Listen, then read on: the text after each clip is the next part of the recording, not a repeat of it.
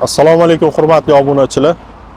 Bugun Foton Trackmate 2 avtomobilining muddatli to'lovga qanchasi, necha puldan chiqishi, qancha muddatga chiqishini batafsil tushuntirib o'tib ketamiz.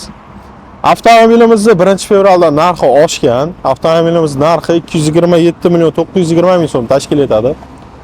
Ushbu avtomobilimizning narxi oshishi munosabati bilan Foton kompaniyasi siz mijozlarni o'ylagan holda ushbu avtomobilning muddatli to'lovini muddatini uzaytirib berdi. Bu qanaqa bo'ladi degan savolga javob berib o'tib ketamiz. Avtomobilimizni 0% boshlang'ich to'lov bilan xarid qilib olishingiz mumkin. Boshlang'ich to'lov umuman qilinmaydi. Avtomobilimizni o'sha 227 million 920 ming so'm pulni 12 oy muddatga teng bo'lib to'laysizlar. Agar sizlarda 30% pul bo'lsa, ya'ni 68 million 376 ming so'm pul bo'ladigan bo'lsa, 18 oy muddatga 8 million 864 ming so'mdan to'laysizlar. 18 oyga.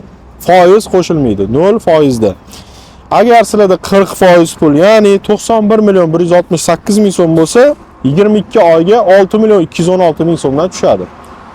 50% bilan, ya'ni 113 million 960 ming so'm bilan 24 oyga, ya'ni 2 yilga foizsiz 4 million 748 ming so'mdan xarid qilsanglar bo'ladi.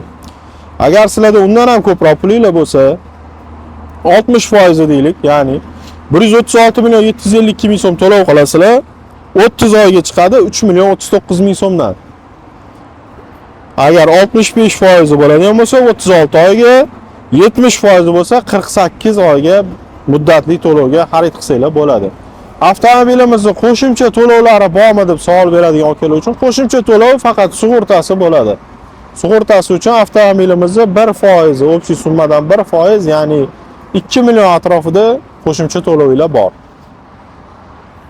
Ushbu muddatli to'lov kimgadir qiziq bo'lsa yoki da batafsil yana ma'lumot olmoqchi bo'lsanglar, pastda raqam qoldiramiz. Shu raqamlarga bemalol aloqaga chiqsanglar bo'ladi.